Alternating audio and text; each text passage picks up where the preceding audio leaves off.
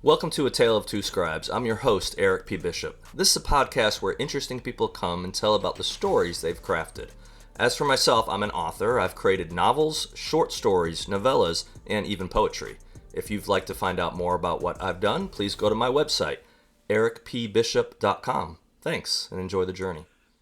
Welcome back to another episode of A Tale of Two Scribes. I am super excited. I'm always excited for episodes, but this one is a little bit special because my friend, Adair, you may know her as A.M. Adair. Her books are back behind me on the shelf, all but one. We have a story behind that. She's on the big program. Ama, welcome to A Tale of Two Scribes. Thank you for having me. Huge fan. Well, thank you for coming on. We have been talking about doing this for a while. I do want to do a footnote here for anyone that's watching the episode. You might want to stop it at some point. And the reason you might want to stop it is later in the episode, Ama is going to read something she's never read before. She's going to read a portion of Breach of Trust, my latest novel. And she meets an end is all I'll say. So if you haven't read the book and we get to that point and Ama starts reading this is a critical chapter. I have built my career, my life upon this chapter. Critical chapter. No. Don't undersell this. It is the climax of the book. So you tortured me before you killed me because I don't even get the climax of the book, let alone see how you kill me. So I have been in suspense ever since I got my arc. And I consider that to be cruel and unusual. This is true. This is what writer friends do to each other. For anybody watching this, is we tease other writers, and then if we give them an epic, just unfathomable death, we give them copies ahead of time, accept that one scene, and say, "Hey, read the book, but don't read your death scene just quite yet. Let's put it on the air so we can see what kind of reaction we get." Because we need help probably. So No, dirty tricks. So here's the arc. If you'll notice, this page looks a little different. That 113, it's just kind of stuck in there because he cut out some pages. And oh, look, a lovely Post-it note says pages 113 through 118 are sealed in the envelope. That's dirty. Dirty. Yeah. I have been through a lot of things in life. This might be one of my most fun memory and I don't know. No. No, I feel bad in a way that I've kind of tortured you with this, but we had talked about this ahead of time of like, how do we want you to, to see how the end comes? And I think you might have actually suggested we need to record it somehow. And I am the victim of my own demise. Yes. I did volunteers tribute to read this live as proof that you are an epic writer and you crafted an epic death for me. I wanted to make sure everybody could see my reaction firsthand. Well, I'm all joking aside. I'm glad we're finally doing this, and we'll give people a little bit of time. So when we air this, the Breach of Trust has been out long enough that people hopefully have read it. If they haven't, we'll give a little spoiler alert here, probably in like the 30-40 minute mark from now, where we'll say, "Hey, stop listening, or you're gonna know this is the linchpin that keeps everything in place from like." Wow, yeah, you don't want to listen. Massive spoiler. Massive spoiler. Big spoiler. Yep. Big spoiler. Hey, okay, forget about Breach of Trust, forget about all that. Let's talk about Adair. So I talk about myself. Do that?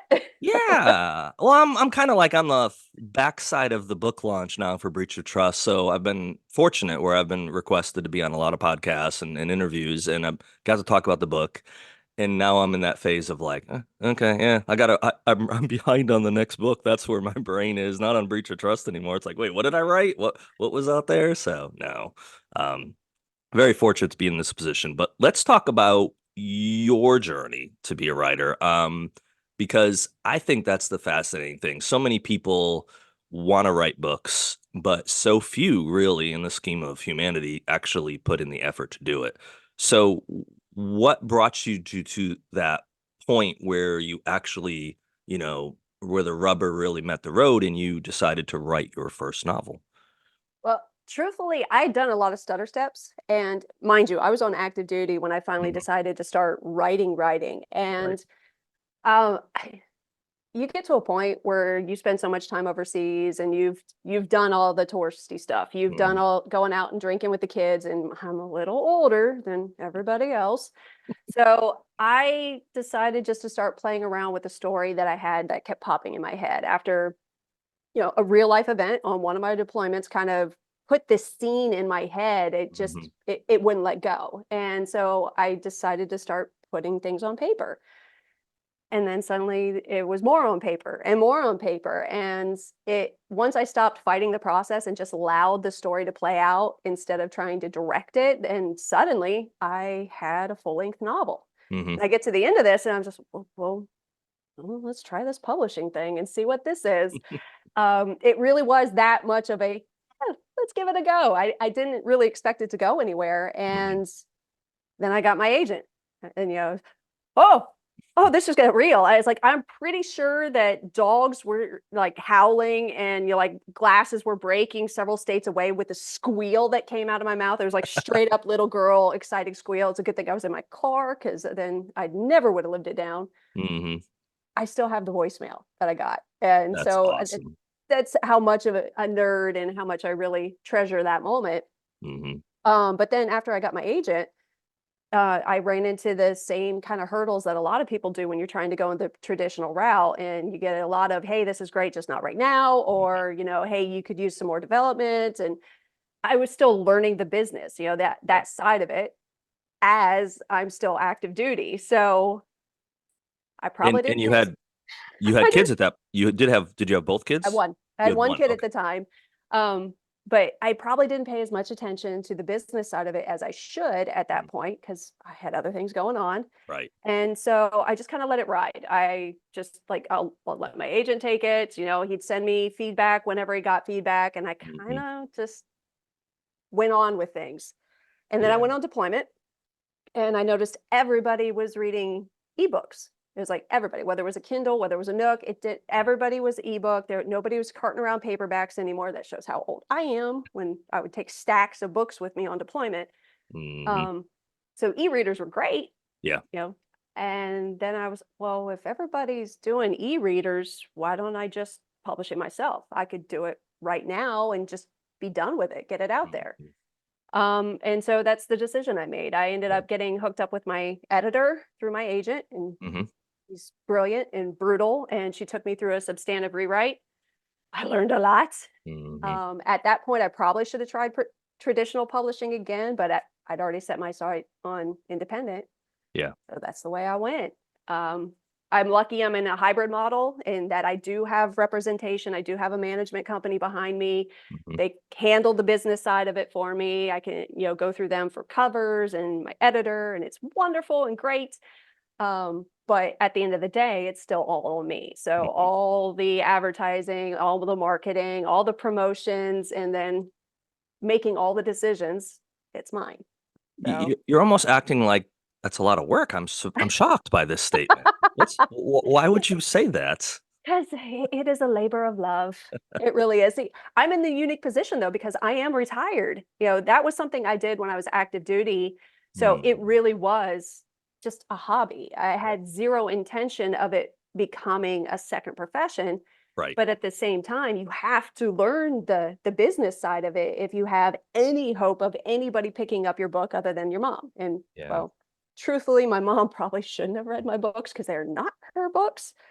Um, she did surprisingly, and I didn't get yelled at. So it's like, Too funny. No, but you're right. It's the business side. So, but talking about even the traditional route, I had some messages back and forth with the breach of trust launch. Had a lot of good support, like great support from fellow authors, and one of them had kind of reached out to me, and I wasn't looking the first few days at any numbers, any charts, and I still haven't looked at sales numbers. We're filming this 10 days after publication. It won't come out for a while, but almost, well, 2 weeks in almost from publication. I still haven't looked at numbers.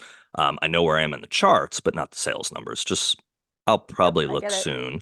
I just don't. It's one of those things where you'll be disappointed, and I hate to say it that way because I truly am grateful for every sale. I really Yep, am. But your brain and your greed and everything inside you is always like you want more. You want more. Wait, what did the first book do? What did the next one? And there's always, so it's just like just keep that thing at bay for now, and I'll look at some yep. point, and maybe I'll be pleasantly surprised. That's fine. I know based on where the charts are, it's done well, so I can't complain. But all that to say, this author had reached out to me and said, "Hey, I think at the time I was number 14. I got down to number 12 on the Amazon new release for ebook for thrillers. So yeah, super great. I don't know how that compared to the Body Man, only because with the Body Man with a smaller publisher, I wasn't looking at all on Amazon when it came out, really. And by the time I saw sales numbers, or not even sales numbers, I saw not sales charts, but sales numbers, it was like 3 months later. So I don't know where I ever hit on the Body Man. I didn't hit number one because I didn't get a number one sticker, so I don't think it sold as well early on, at least. But so this author sends me, where I am at like 14 at the time or 13. I got down to 12. So super great. Well, I'm going back and forth then with these other authors, and one of them said to me that their book, which they've got their books on my shelf, their first book is sitting there on my shelf, and their second book is out on Sub. The agents got it out to multiple publishers and editors. It's been out for like over 200 days. So you're talking 2/3 of a year it's been out. And so once that book, and I hope it does because they're a really great writer, once it gets accepted and picked up by a publisher, it ain't coming out in a week or two. It's coming out in probably a year, year and a half. So the process for traditional publishing is it used to, I think, be a year, year and a half a while back. Now you're probably looking at two, especially for a first book, 2 to 3 years. Yeah. And I think it's pushing people a lot. I think it's pushing a lot of people to a hybrid approach or self-publishing just because they're like, hey man, I've got a good book, I've had it edited, I've had all this stuff done to it, and now you're telling me this thing's gonna come out 2 or 3 years from now. It's like, why? Why wait that long? So it's the model needs fixing, put it that way. And I know it's been discussed for a long time, it needs fixing, but I think maybe we're starting to see the growing pains really hard from that. And maybe there's some change coming down the chute. We'll see.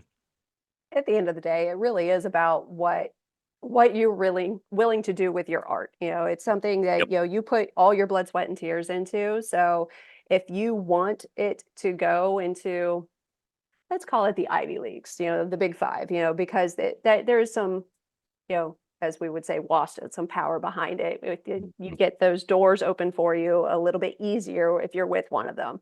Yep. But there are sacrifices that you have to make to be part of the Big Five, and some of it's stifling, restrictive. There is definitely a very strong stick with the carrot. Yeah. And then the flip side of it with the going independent or even small publisher, a lot more rests on your shoulders. So Mm. it's a give and take. Yeah. Yeah. In most ways, it all rests on your shoulders. Mhm. However, I think if you do it, not to say do it the smart way, because that's not fair, because some people just have almost no resources. So they want to write books. They don't have the means to hire a professional editor or professional cover designer, but they really want to tell a story. And I completely respect that. But so for them, they kind of almost stuck in the process of either get an agent and get or a small publisher that takes interest and does that stuff for you, or do it yourself, which then your hands are tied because you don't have the ability to. Because when for those of us that go this route of indie publishing, guerrilla publishing, as Jason Piccolo calls it, Which I love. um, I paid for my cover 7, 8 months before my book came out. I paid for my edit 3, 4 months before my book came out. Marketing stuff started to get paid for before it came out. So there was a threshold. I had to have not just, credit card either. I had to have cash. These Yep. vendors are like, hey, cash is king. So, or, electronic cash, but it was real money. It wasn't like, I'll float it on a credit card for a few months. So that's the funny part about the process is people go, oh, you're like, for breach of trust, pretty quickly, I knew what I had to sell to um, Break break even. even. So again, like I said, I haven't looked at the numbers, but I know what my pre-orders were. So based on my pre-orders, I knew how much I probably had to sell the first couple days to be even. So I think I quickly got to that point, which 100% blessing. If you can write a book, put it out yourself and not lose money, you're probably doing better than a lot of people do. So, Mhm. but the other secret behind that is cool. I'm gonna make money on this book. Guaranteed gonna make money on the book. It's gonna go in the next book, at least probably, unless it just keeps selling like hotcakes for months and months and months. Um, and I still though won't be having our next conversation from Fiji, but You that's never know. no a couple years down the road. But again, that's where you need to have realistic expectations. And so flipping back to what you said, understanding the business side of it, whether you are traditionally published, whether you're doing a hybrid approach with a smaller publisher, or whether you're doing completely indie on your own, you've got to learn the business side, which I don't think 20, 30 years ago you had to so much. You wrote a manuscript, you literally mailed it off Mhm. to New York City, or maybe you had a publisher that wasn't there, but that was kind of not as common.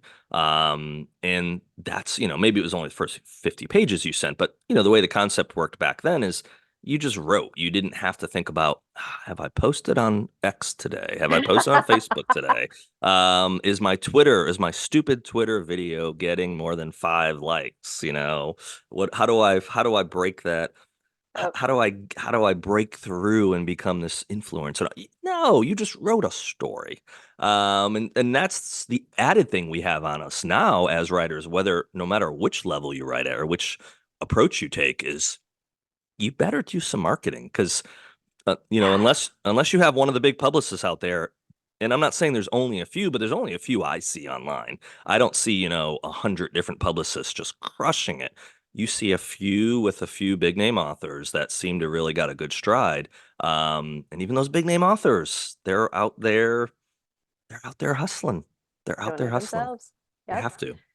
And in the social media aspect of it, that one was difficult for me. It's still difficult for me. Like I get anxiety every time I post something. So everyone's like, "Oh, why don't you post more?" I was like, "You don't understand." It's like every time I look at the post button, I'm like, "Do I want to? Maybe I need to read this again." And like even when I put out the first book, I was at work when the link went live, and it became Wow. real.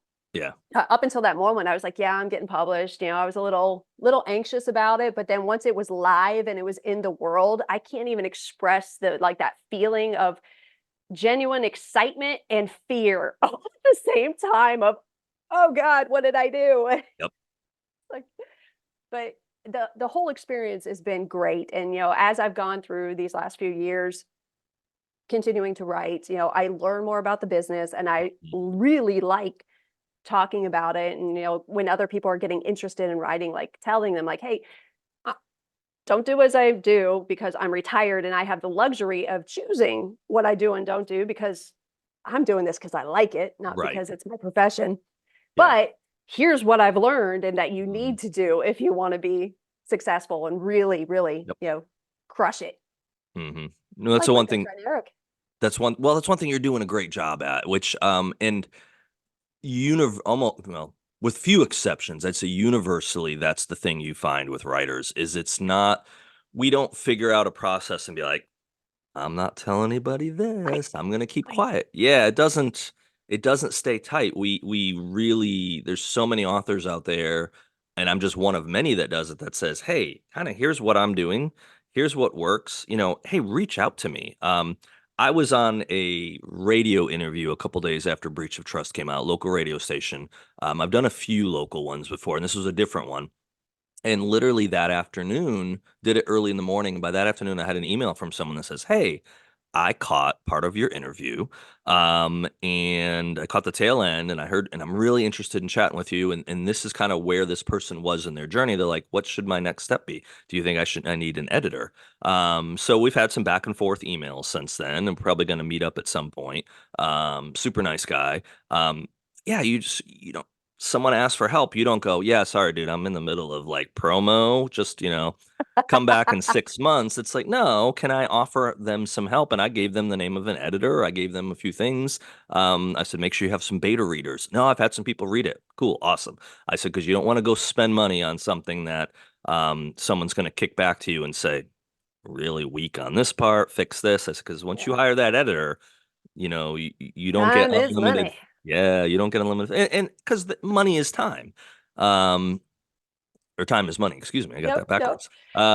And It's the same thing, actually. it is the same thing. So you're hiring an editor and they go through that book and you say, "Oh, I made some changes, can you go back and re-edit it for me?" It's like, they spent, maybe 20, 30, 40 hours, however many hours it takes. You can read a book in 5 to 7 hours, maybe, but if you're going to actually go through it with a fine tooth comb, you're going to spend a Yep. voluminous amount of time going through it. So it's not fair to expect someone to read through it and then be like, read that again. I changed it. It's like, you Nope. pay me again because you changed it. It's like, that's that would be life. Yep. Well, then you also, on the flip side of that, is then you crawl under your desk and lick your wounds after you get the feedback. It's like, at least that's what I do. And then I go to my editor, say, yes, ma'am. Thank you. May I have some more? Yep. I was fortunate where the editor that I've got connected with was actually through David Darling, a friend of Ah, ours, mm-hmm. who's a great guy. And as we're filming this on a Saturday, I am actually interviewing my editor tomorrow. So that will be a Ooh, little. So he's a author himself. He's actually dabbled, I believe, in also being an agent. So very interesting. So I'm really looking forward to picking his brain, and yep. I'm hoping he does not absolutely obliterate breach of trust and how much time you spent him to edit my ridiculousness, but we'll edit that part out of the podcast There if you he does. go. That you have that luxury. Yeah, but and the other thing with him is he's actually over in Greece. So the other thing that I thought was really fascinating as I got into the business side of this is you end up looking for the best people that you can afford or you can find, but also you can expand your search. So if I live in the Carolinas. Well, I don't need an editor in the Carolinas. I don't need a cover designer that's next to me because we have this great thing that we're talking to. We have this through with great technology that you can Yep. send a file and you can get an image to someone if they're in Bumville, other country, whatever Yep. Bumville is, wherever that is. So my editor is in Greece. My cover guy, who I need to email by this weekend for the end of the year book to give, and I'm not even in the past, I've kind of given him, I've given him images. Hey, I've designed the cover. This is kind of what I want, but make it look like Mm-hmm. not a kindergartner did it with crayons. Make it look like a actually intelligent human being designed this. And he's done that for three books now. Three? Yes, I think three. Maybe two, however many, whatever. It's getting lost. um, I'm just gonna give him a write up this time. This is what the book's about. Surprise me because Ooh. I have ideas and I just want to I want to do what I keep telling people to do is stay in your lane on this time. I want to see what he comes up with. Surprise me. All that to Oh, say, where's the cover guy? He's in Serbia.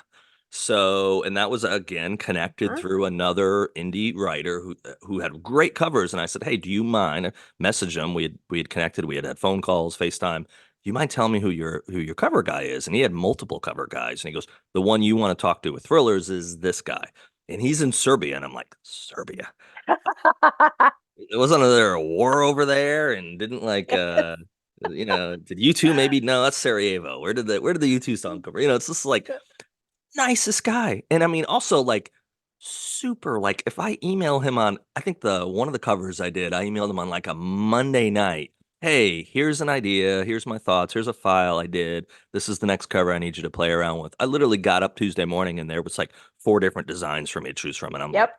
wait, what? Holy cow. So, and I don't expect that every time I connect with him, but the timeliness was kind of like, okay, I don't know if that's as quick here in the United States It isn't. always. It is not. It is definitely. Well, here's where I get to tell you, good. Your cover guy, that name got bounced around to another friend of ours who bounced it to me, and so this is coming out in August, right?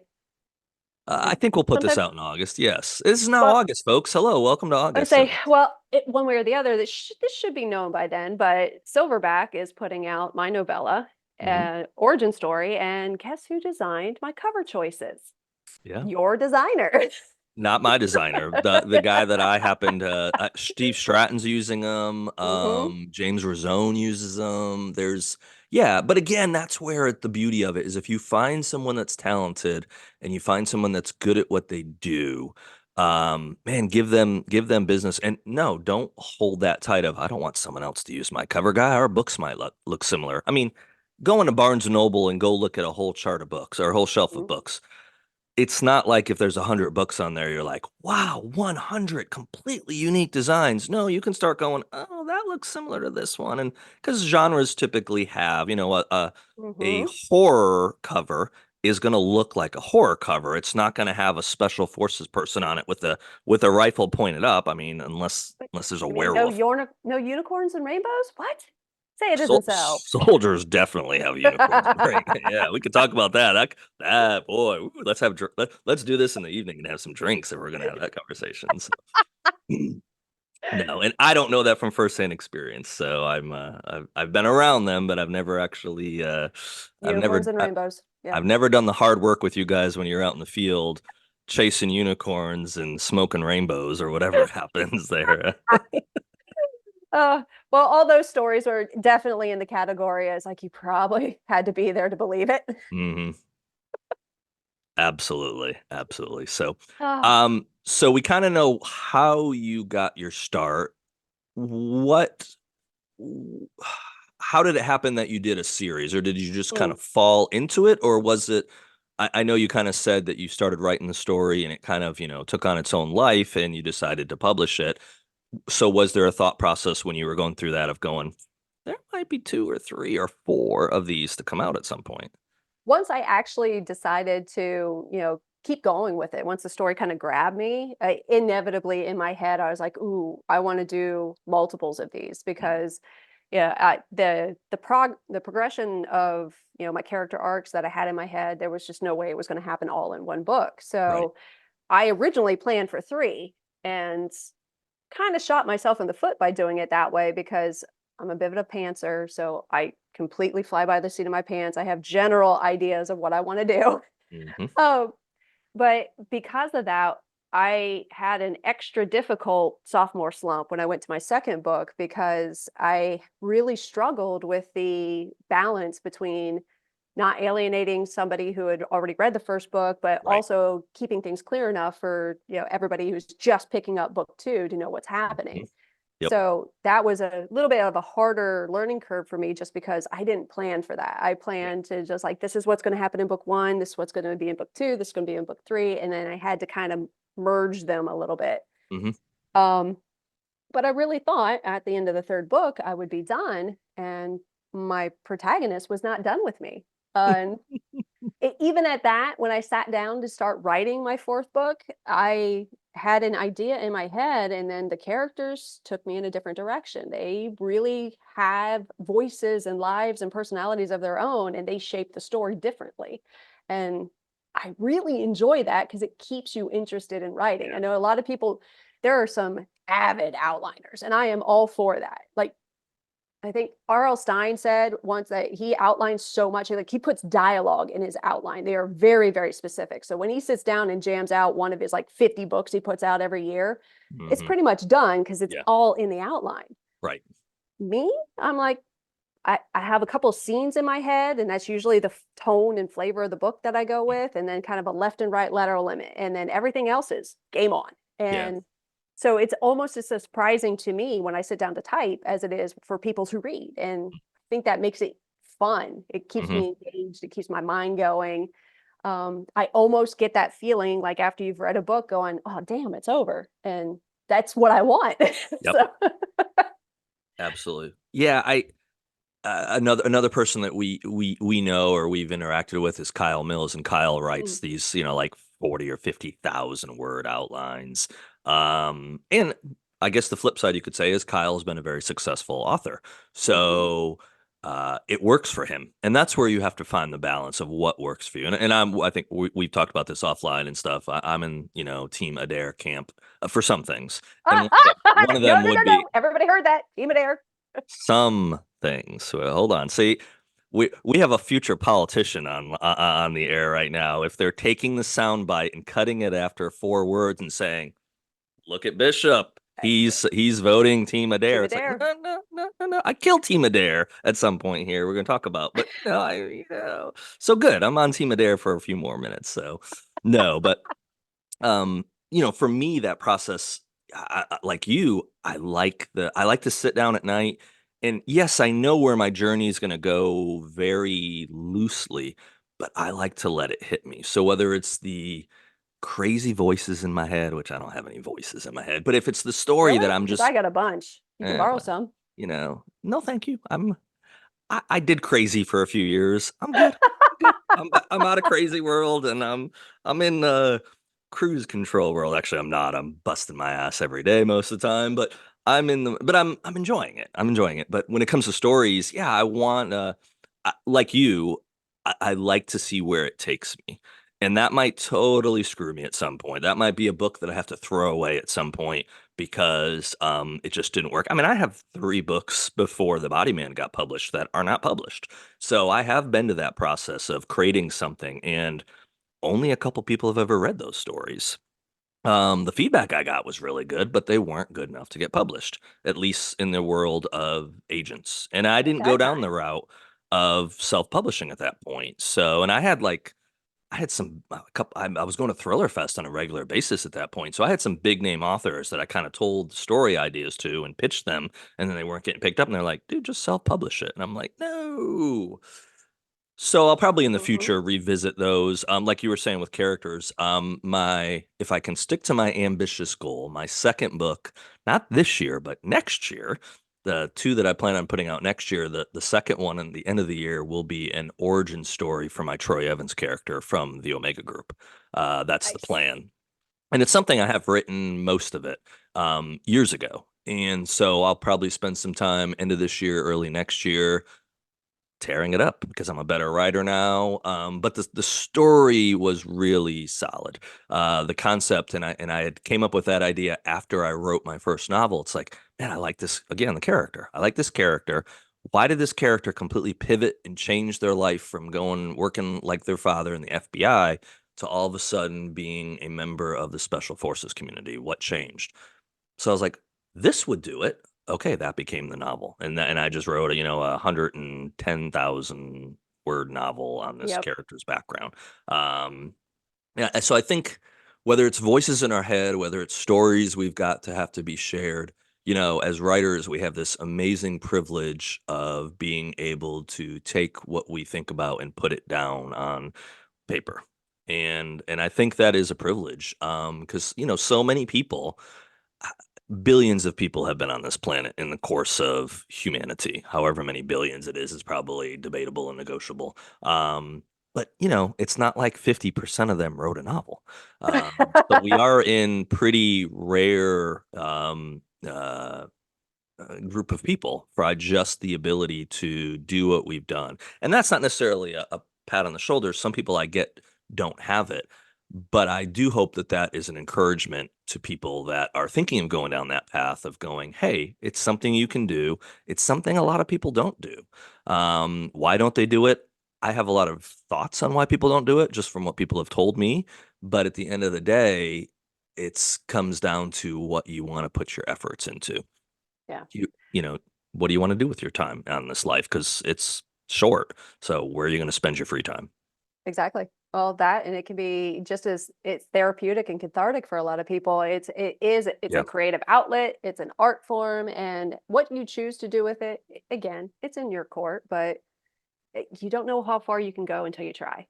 Right. And glad you used those words because I did want to ask you before we get too far into it, because of what you write with L. Anderson and because of your background in the intelligence community with the military for so many years, was it cathartic for you to write this? And also at the same time, the flip part of that was how difficult was it for you? Not just because of what you might be revealing or the content, because I know your books have to be, approved and stuff to come out, but how difficult was it for you to kind of go back to maybe either memories you had or incidents you maybe saw that in some ways shape your narrative? How was that for you? In a lot of ways, cathartic is the best way to put it because Yeah. I think a lot of us, especially anybody who deals with PTSD, anxiety disorders, especially if it's connected to, service, real Yep. life events, it is incredibly difficult to find methods or ways that you can deal with darker thoughts, Mhm. work through things, maybe Yes. even explore options without there being negative repercussions. But writing, at least for me, is perfect. And we joke about it all the time, but there is a level where it's very factual. If I want to punch somebody in the throat, I can't do that real life and not have a lot of negative consequences. But I can do it on the You can make page. bodies go away. I don't want to hear that crap. I know your experience. Whatever.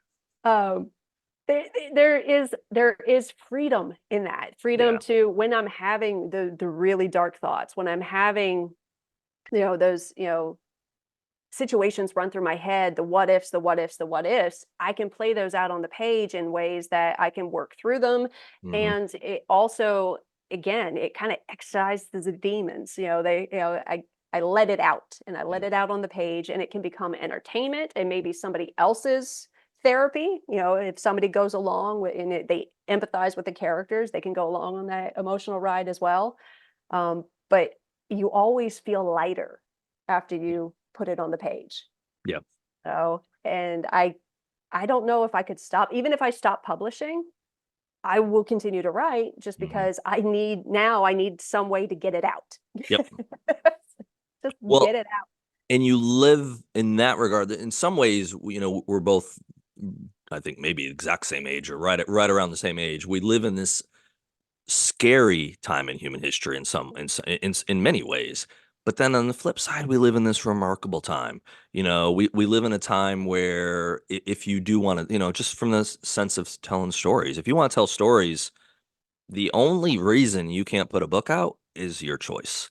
Exactly. Because you can put out an extremely crappy book that shouldn't be put out, but you can do that with, I mean, I don't even know if it would cost you $1. It just costs you time. If you have a computer, if you have the ability to connect with Amazon, and you can go out and there's Canva has a free option. You can create a cover on Canva for Mhm. free. I have Canva Pro because I try to do pretty graphics. But if you want Aw. less pretty graphics, Canva has a free option. One of them is book design because that's early Mhm. on where I created these horrific cover designs to send to my cover guy and say, "Hey, what do you think of this?" And he's probably like, "Stick to writing, Eric, because your cover design looks like someone challenged to Yep. try to do this." But no, again, free cover right there. Uh, I think Grammarly even has like a free option online, don't they? I mean, there's free software out there that will Yep. help edit, and then create a Amazon KDP account, which is completely free, and you can upload a book. So your means to entry to publish a book nowadays is virtually nothing. Unfortunately, a lot of people take advantage of that, and that's why there's millions of books published on a regular basis. And that's why the sales numbers are as small as they are because there's so much stuff put out there that sells 2 copies versus there's books out there that sell millions of copies. There's not very many of those, but there are No. books every year that sell millions of copies. There's only what's the number on is it 500? I think it might be 500. I can't remember now. I should look these stats up before I start blabbing on it. But I think it's like 500 books a year sell over 100,000 copies or something. Not like some with all the It's a writers that are small out number. there, Yeah. it is a small number. So, and then, what the average number is even published is significantly small. But again, the cup really is half full and it's not half empty. It's all your perspective on it. So if you look Yep. at it as, man, I'm going to put a book out there and it's only going to sell 10 copies. Okay, you're probably going to set yourself up for exactly what you think is going to happen. So, man, But it's maybe still 10 more than you had if you didn't put it out, and you have the book. absolutely. No, that You'll that is always have see. that book. See, I like this. This is optimism coming out. See, um Man, I guess, yeah. Sometimes optimism sneaks it in there. it The it's the cynic in me gets pushed to the wayside a little bit. it sneaks through those grizzled cracks of Damn a it! veteran who's Got me dealing with again. all this stuff and having to talk to this person and have to do all these things. No. I got to work on my grumpy old vet face. So vets are amazing people. I never served. I've been fortunate to have people in my inner circle that did serve, and I love interacting with all of you that have done what you've done. So We are a special kind of crazy. yeah, but yes, but I take that as a compliment. Like, we all you're get together, and you just know, you can see, this guy's off in just the right way. This is perfect. Oh, so and I did this to myself, but if there's a special place in heaven, I probably earned it a couple weeks ago, a couple weeks from when we're filming this. It'll be a few months. So I went, which I sent you a picture so you knew. I went to the U.S. Open with 2 friends. Father's Day Mhm. weekend. I actually flipped my custody schedule around, so I always tout being a good dad. I didn't want my kids on Father's Day. How bad of a dad am I for that? I was like, I'm going to the US Open. You know how much I paid for these flipping tickets? I'm going. So I had my kids on Saturday, and so two of my friends came into town. One of them, they're both uh one's active duty, one has retired. But they were both part of the Special Forces community. The one who's the original one I met was my college roommate, and he walked in the door. There was four of us stuffed in this small room for that first semester, which was ridiculous. How dare that school do that to us? But this dude walked in the room, and I try to keep this somewhat friendly. So I won't say the words that uttered through my brain of going, this guy is a blankety blankety blank. I will never be friends with this guy. 28 years later, I have a very small group of really close friends. I have a pretty big network of friendly people and people I consider friends, but my core network I that get it. will help me bury a body or kill someone for me I would never do that. Don't worry, I got your Um, alibi. yeah, thank you. It's pretty small. He's one of them. And so, and what's funny is he got through like 3 years of college and was like, forget this, because I think he went to college because his mom more wanted him to get a degree. So what did he do? Quit college, actually got a job for a little while, and then calls me up. He's like, dude, I joined the army. I was like, wait, what? And I knew he'd wanted to be part of the army. So I actually went down to him graduating from basic. And he was in for several years, and then he went and he qualified for SF. So I went to, at the time was Bragg. I think it still is Bragg, but Yeah. I think they've changed it now to Camp Unity. Is it Unity? I don't know. Have It's they? still, yeah, they changed it. They changed Bragg. I've golfed at Bragg. I've been on the Oh. base, and now they've changed the name because we're lost our mind as a country. Um, but so I went to his graduation for that, and then over the years, uh, I've had the good fortune to not only maintain our friendship, but also like be the bearer of, like, I've got one like right here behind me, and I don't have all the flags out, but I've got flags from all over the Middle East that were gifts from him. He'd come back and, I'd always ask for like, hey, can you get me an RPG? Can you get me a saw gun? And he'd always just make fun of me and say, no, stupid, I'm not going to jail for you. Leavenworth is not fun. Yeah. But I got you a Big flag. rocks, little rocks. No, no. I know. But so he's basically through his 20 plus 20 years, I guess he was in, he did get out at 20. He collected me all these flags from around the world. So super, super, super amazing thing. Well, in the course of him being in and being part of his group, he had a junior officer that he's significantly younger than us, probably like They 13 always are. years. I know, it's like 14 years younger than both of us. Um, and they became good friends. I actually went to I won't say his name, but I went to his wedding back last year, went up to upstate New York. And so I've kind of like now gotten connected with both of them. So they came for the weekend to do the US Open. They had never been to a golf trip. We drove to Pinehurst the day of the tournament that we went on Sunday and back.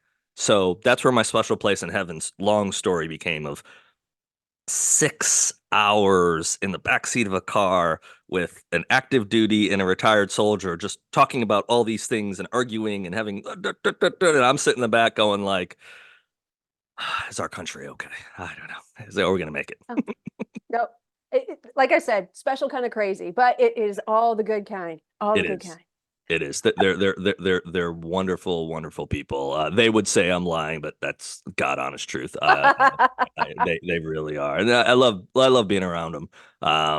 And so, and every now and then, a few of the stories they share, might be Grace the fictionalized page. and make it Grace the page. into Yep. my story. So, and I do that for my stories. I know you probably more than likely do that as well. I do get permission if I'm going to include anything. So, I do make sure I don't violate anything. There's a couple in breach of trust at the end of after your demise. There's a couple stories being told at the White House that are all I'll say is 100%. Okay, vast majority true stories. They're fictionalized in the sense of the characters, but the actual events that occurred, except some of the names, are God honest truth, and they're friends' stories and shared them to me years ago. And I'm like, can these make it into a novel? They're like, yeah, sure. So I recorded them on audio, so I had the details completely lined up.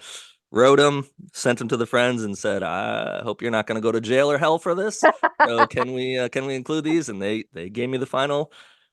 I got the final permission to use them. So if it causes any animosity or divorces or anything crazy down the line, it's not my fault. So I got permission.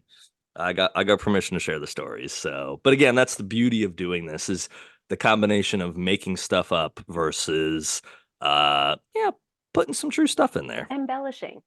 embellishing the truth, There you go. or putting 100% truth in there and little snippets of going, people will never, they think this is a fiction story. Guess what?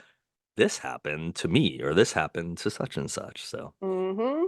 Yeah, that line between fact and fiction can get blurred real quick. yes. Well, and especially what you spent your career doing. You can definitely see how that occurred. So, okay, back to Elle Anderson. So we've got her out in 4 books. Plus, we have a graphic novel. Mm-hmm. What's going on with Elle? What's up with her? Do we Ah, have anything future that we need to talk about or hint about that we can't well, talk about?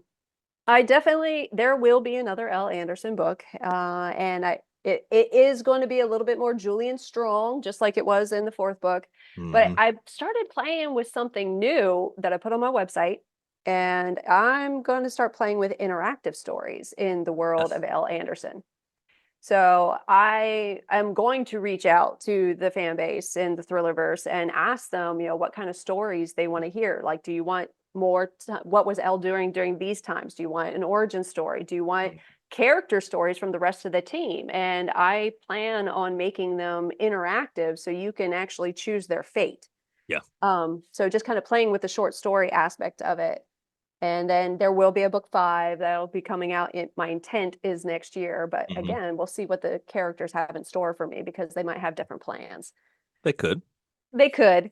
And then yeah, I have a novella and a short story coming out relatively soon. And it this one I haven't told anybody yet, but I entered my first screenplay into the big break contest.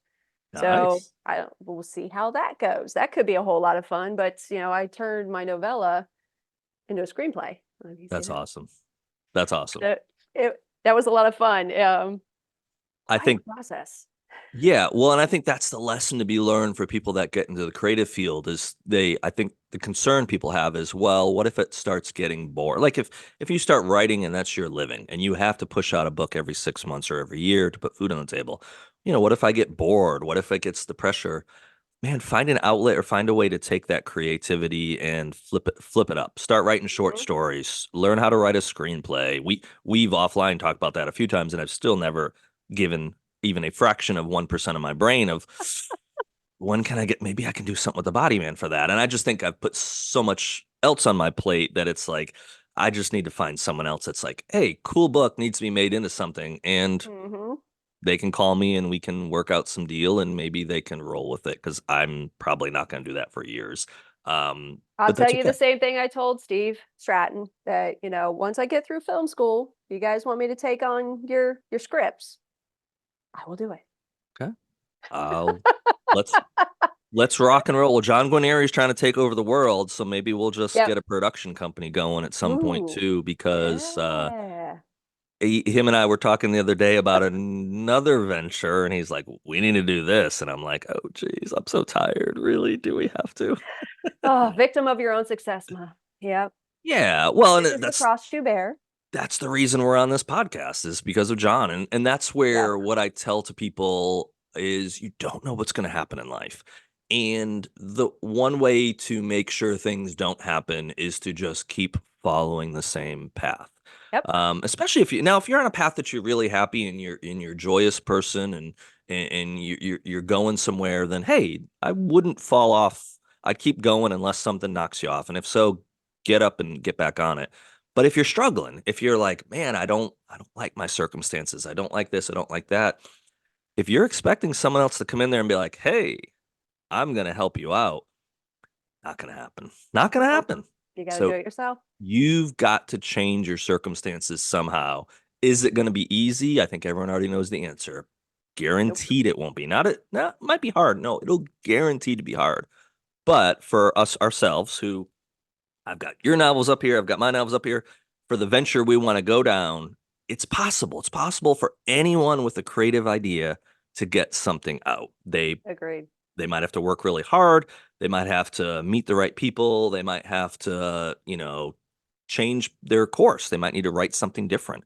But the chance of it happening is actually much higher than they think.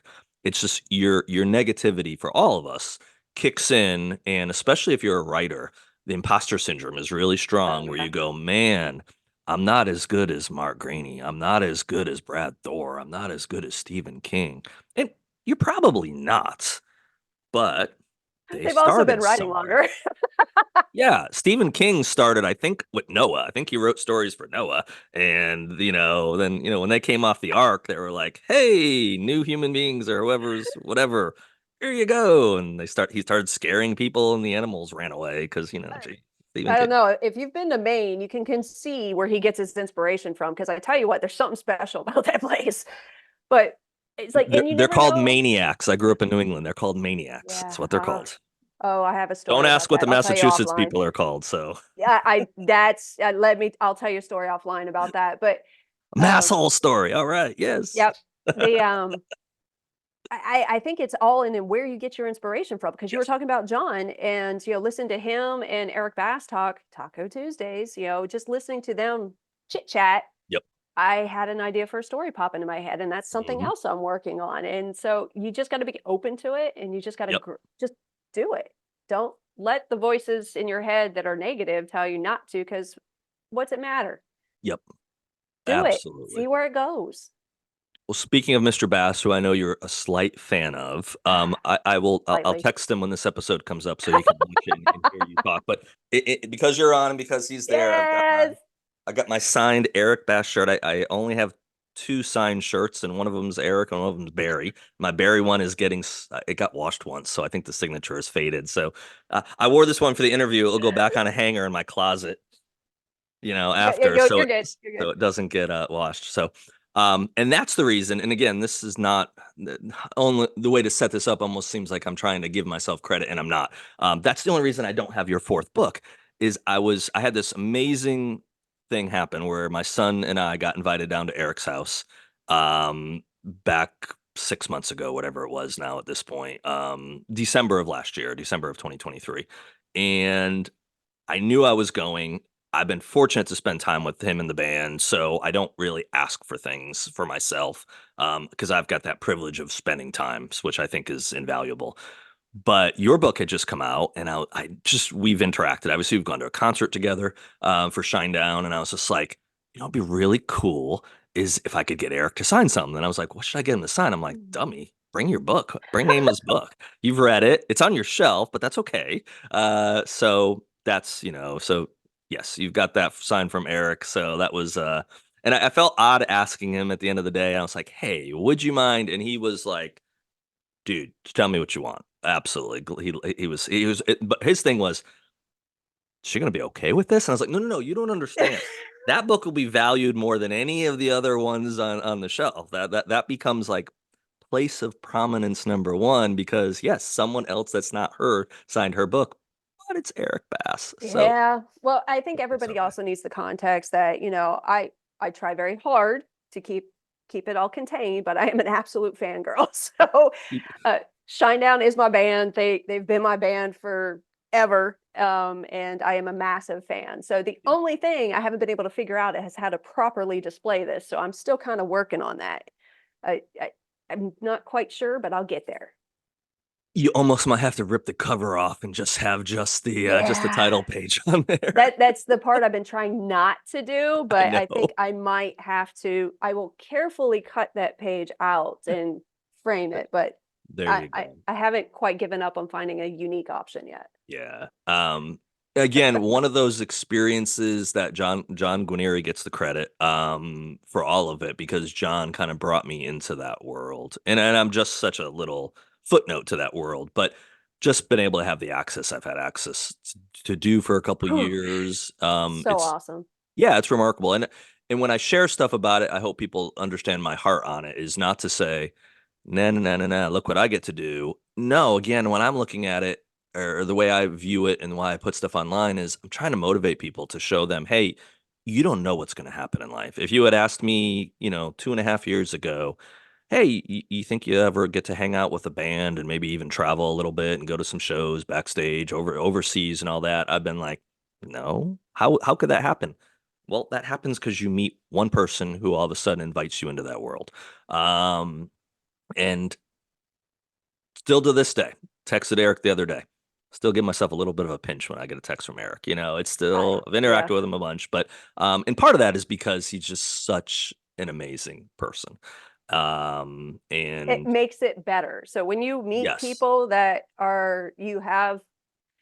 you're inspired by, as like my entire music playlist that is what I use when I write, I named it Inspire. Almost three-quarters of the songs are Shinedown songs. hmm But when you meet people that you are inspired by and that you really admire, and they turn out to be amazing human beings, it restores your faith in the world that there yes, are actually people that are worth your time and your admiration, and they are yeah. 100% that. I've got their stuff from the concert shadow box. So like the sticks Barry gave to Aria are shadow boxed. I got other pics. Like, oh, okay, so I'm not the only nerd. Well, and you can't see because I think the stick has been turned a little bit, so you can't see it. So it almost I wish the I angle was right. love Oh, it. there you can see it from that angle. Yep, yep. So I have never I've got them to sign a few things, obviously, but I've never asked for anything like, hey, but what I have done, and I've had this opportunity if I've been able to ask for something. So the story of her getting the drumsticks, again, I don't want any Oh, credit for that because that was something that I was backstage with Barry and I said, hey, a friend is coming with her daughter and husband to the show.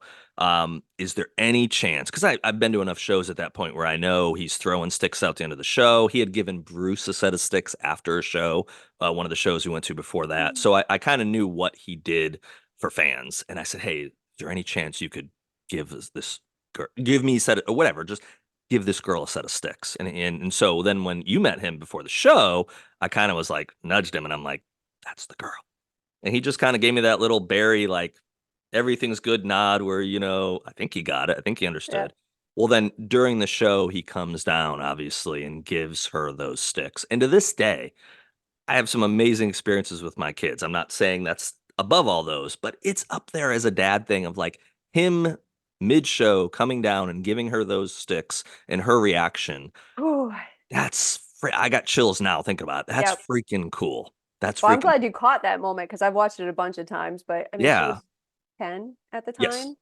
She'll be 12 on tomorrow, actually, Sunday. Oh my goodness. I know we're getting old. I know. We are getting But old. Thanks. the Appreciate it.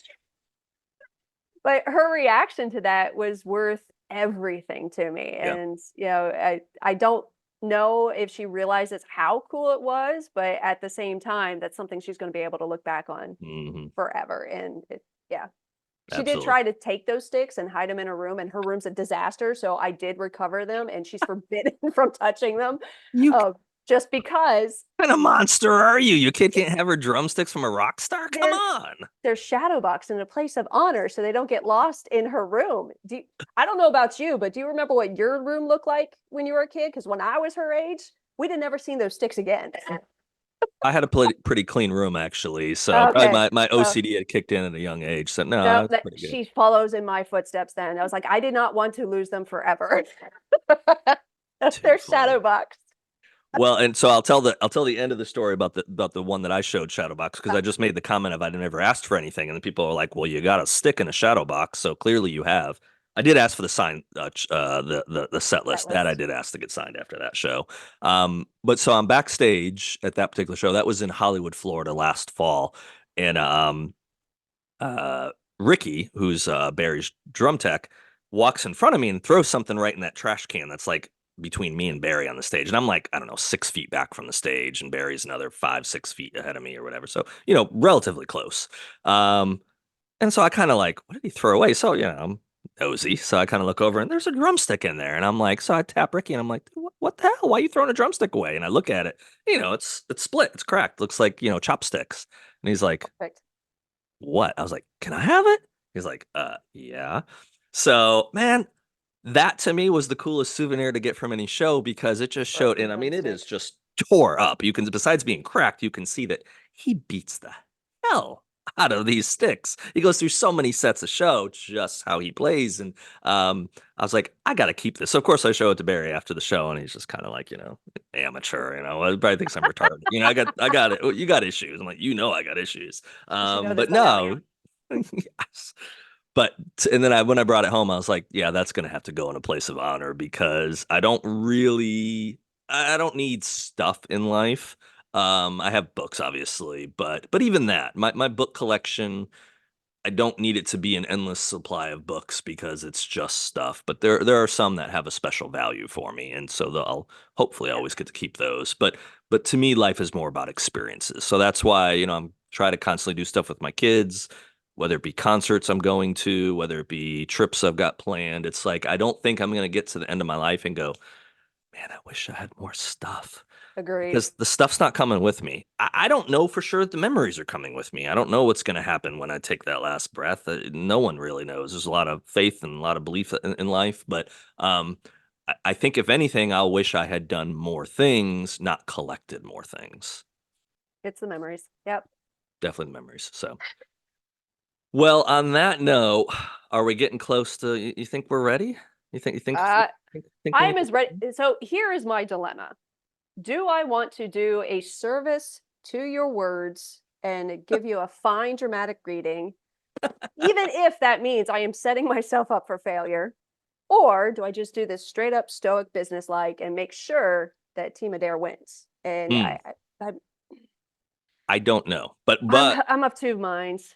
we do have to tell people. Okay, so we're at the stage now. If you've not read Breach of Trust, you might just want to stop reading at this point or stop listening at this point. You might want to, if you want it to be ruined for you, it can be ruined for you. But if it is ruined for you, if you email me and say, I watched that interview with Ama Adair and now I know how the book ends and I Spoiler hate you. alert! Spoiler alert! Yeah, I'm going to say, well, you should have listened to the interview when I said, stop listening now. And if you listen past this, I am only responsible for three human beings in this world, and you're not one of them. So get over it. I don't really care. So I'm kind of curious. Who did you forget about when you said two and then three?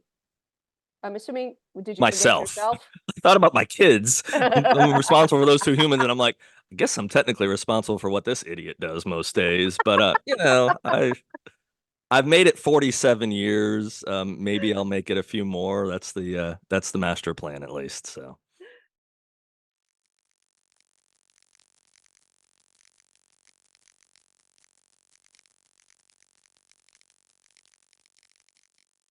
All right.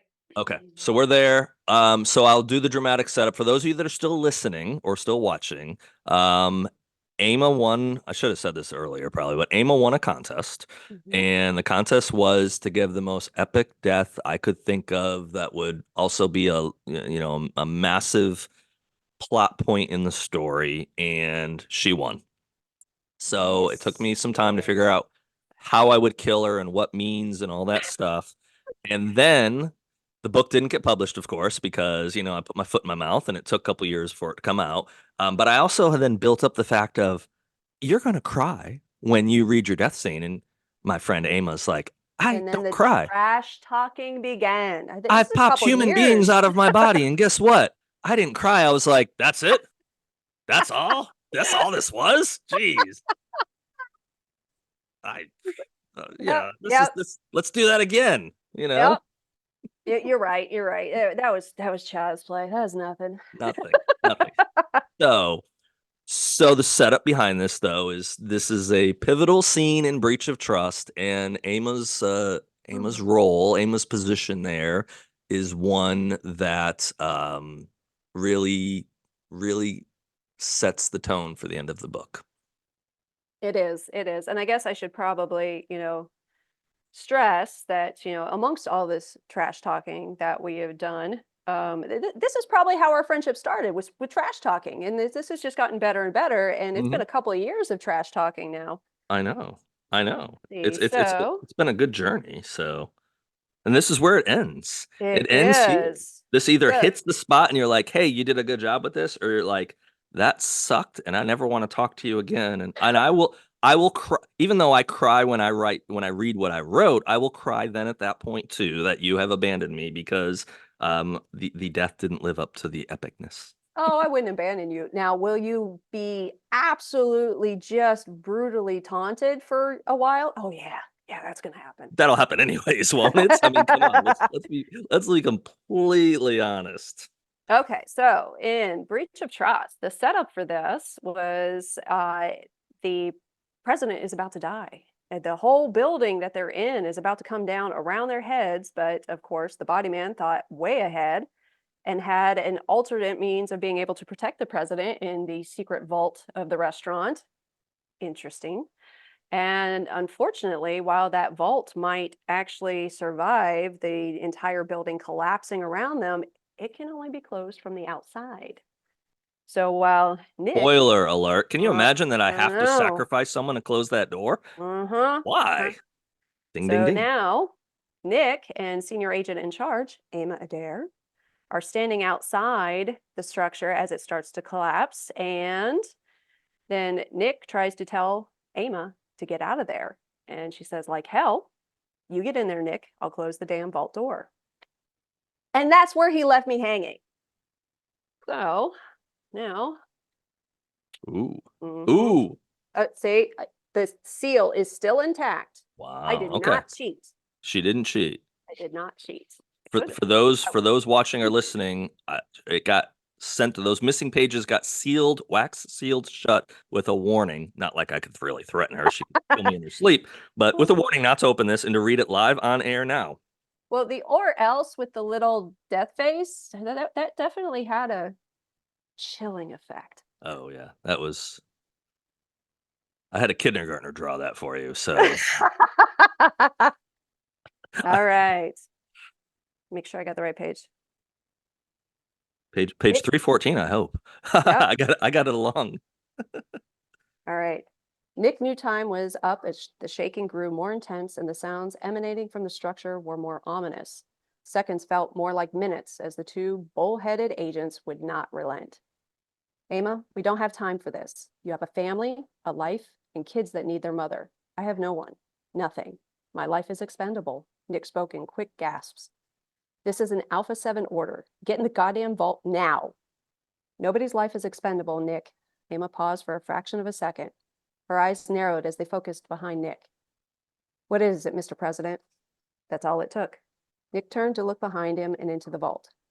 The next sensation Nick felt was his body being shoved inside the thick protective walls. Emma pushed his sizable frame with both hands, and Nick had no time to react. He stumbled inside and fell hard on his hands and knees as the heavy door closed. Nick could do nothing but watch the massive vault seal shut.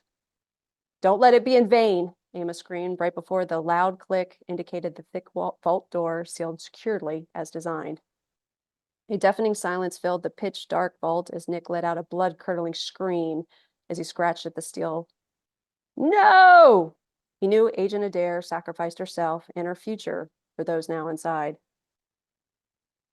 Emma heard the indescribable sounds of the floors pancaking one on top of another. The dull thuds and crashes grew louder as the demise of the building accelerated. It only took a few minutes, but the imminent sound of death echoed throughout the room and halls within the resort. It's true.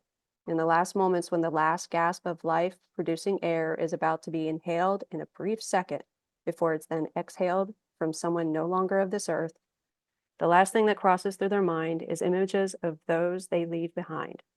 Voices, memories, emotions. Powerful feelings pulsated through her body like electricity passes within an enclosed wire.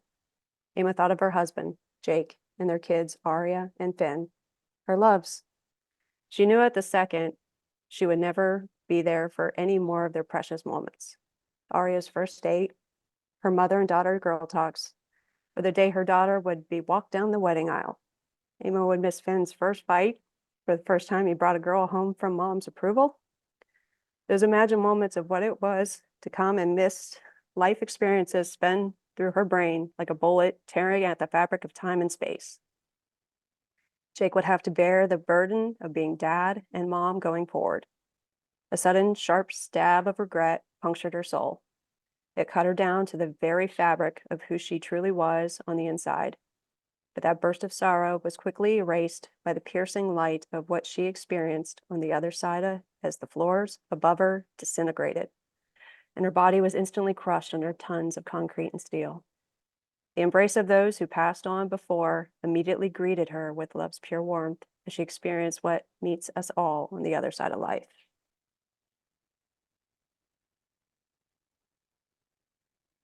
Can I keep reading? Because I haven't read this part yet, but Yes, please. Go ahead. If they don't want to listen, they can stop listening. That was the crux. So there's another big well, reveal right here, but that's okay. Keep reading. you got me teared up a little bit there. I It's like heard it in your voice. I'm tearing up fight, reading it along with you. I will say. I always fighting do. dirty with the kids. Whew, whew, I know. whew. Told you when we have a contest going on, you got to win. 2,207 souls perished at the National when the building imploded and the better part of the city block in the nation's capital was decimated. For almost 6 hours, the national media reported on the deaths of the president, the vice president, the Speaker of the House, and the president pro tempore. Media outlets even showed pictures of the Secretary of State, the fourth in line for the presidential succession, being ushered into the White House less than an hour after the building collapsed. However, there were no images or confirmation of the secretary taking the oath of office, which seemed quite odd as the commentators kept bringing it up during the wall-to-wall media coverage occurring on every network. Even the Cartoon Network and Cooking Network switched over to the tragic events in Washington, D.C. In some ways, the day had an eerie similarity to 9/11. The nation found itself in a state of mourning. Stocks globally collapsed as news of the tragedy spread across the world like a raging wildfire. Only a few people knew the truth. Miraculously, the Postero restaurant vault survived the destruction of the entire structure around it. The air supply remained intact. The communication lines stayed open during the entire ordeal. The mad race to free the president and the others before their air supply ran out began within 30 minutes of the building coming down. Survivors, albeit only a handful, were still being pulled from the rubble and loaded into their fleet of ambulances that lined the road in every direction. In less than an hour, heavy earth movers, backhoes, and cranes were on site, hard at work. It took 6 hours of labor-intensive action from a dedicated team of rescuers to move enough debris to reach the vault door. As they removed the last concrete slab, they found the pulverized body of Adair at the entrance to the vault.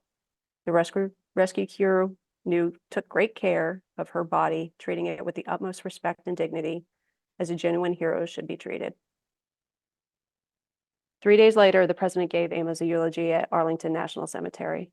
Buried only a stone's throw away from JFK in the eternal flame, her body lay in the U.S. Central Rotunda for her internment.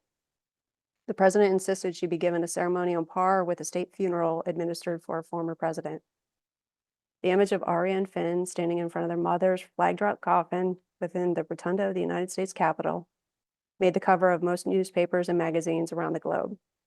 An outpouring of love and affection overwhelmed Jake and the rest of the extended family. During Emma's eulogy, the president brought everyone in attendance to tears. He ended his remarks by quoting from the Holy Bible, John 15:13. He changed it slightly to reflect the actions of the Secret Service agent and former member of the Navy, Adair. Greater love has no one than this, that she lay down her life for her friends. He paused. I'm alive today because of not only Emma's brave actions, but the incredible team that makes up the United States Secret Service. I owe each of them a debt I can never repay. Few knew the sanctum brought down the building. Until the organization was wiped off the face of the planet once and for all, the president allowed the media theory of a catastrophic structural failure to remain the headline. Conspiracy theories ran wild, and a few came pretty close to the truth. The country wasn't ready to know we were at war with a powerful enemy, powerful through to come within seconds of annihilating our senior government leadership. The treacherous actions orchestrated by Senator Goldstein remained in the shadows, at least for the moment. What started as a minor skirmish between the president and the sanctum spiraled into an all-out, knockdown, drag-out war. Only one side would survive.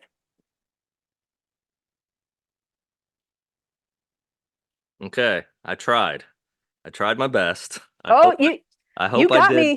You I, got me. You got me there a couple of times. Now, I can, I will say, I will I, allow this to be a draw. I, well, the other thing that as I was getting through the process, like, did I go too far? But it's like you gave me free reign, so it's like I I don't want to did. go I too far. did. But I also, yeah, it was something that just, I uh, don't know. You can't. Okay. Yeah. Yeah. You can't see them, but you got me to well up a little bit. okay. Nope. Well, I Nope. am. I will too. So we'll call it Whew. a draw because I have yet as well. So I was no, like, it's. tears did not actually fall, but they were there. that was dirty. Yeah, the kids got me. I know. Whew. Well, and our friendship aside and the narrative aside, it's like you get in the moment when you're writing something where how do you draw a reader in? And it's not so much that you're trying to manipulate them or any of that. You're trying to tell like a story of what would make it be an incredible thing for me as the storyteller, so when I got to that point where I knew where I was going to get you or what was going to happen to you, that you were going to sacrifice yourself, and you were going to have it out with the body man, and it kind of drags out because it's happening in fractions of seconds. And obviously you have to Yeah. tell a story where it seems like it's taking an hour, but it's not. But I wanted to get to the depth of what your character was doing was giving up her future. And she was giving up her future because and this is what Secret Service agents do. They believe in the office. They believe in the role. They might not like the person. That's definitely the case Yes. sometimes. They might not Yes. like the person that they have to stand in front of a bullet for, but like you did with the Navy and like what servicemen do and what police officers do, and you've made a vow to do something, and your character was going to see it through. And at the same time, your character also knew that not only was the president important, not only did the president need to survive, but that role of the body man did serve a purpose even more important than the protective detail role that you held. So tried to convey that all as best I could in the funnest way. And then I just at that point, once I had kind of thrown it all in there, and I'm like, well, damn, if we're gonna do this, let's state funeral this thing and let's Arlington it. And let's have the JFK Jr. moment. Let's let's do it. And that's so far the one thing that I've gotten the most reaction via emails from people of like, and it's been positive. And again, it hit a chord with people. And it hit a chord with me because when I write these things, I'm writing it from a dad's perspective of what means something to me, what's important to me. Because I want the readers to be in on that journey. And if you don't care about these characters, if you don't care about what they're losing to save humanity or to save the president or whatever, then it's just something you read and who cares? You forget about it. But you're not going to forget Yep. about it when you can connect on a level like I hope it connected for you. So.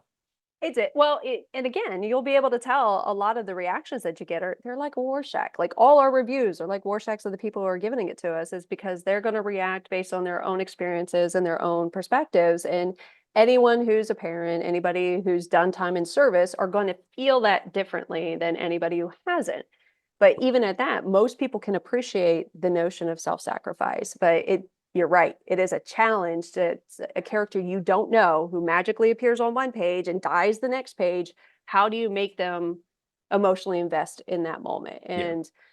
And we understand as a society the concepts of service and sacrifice, but the realities are very different. So trying to convey that on the page, I think you did a good job.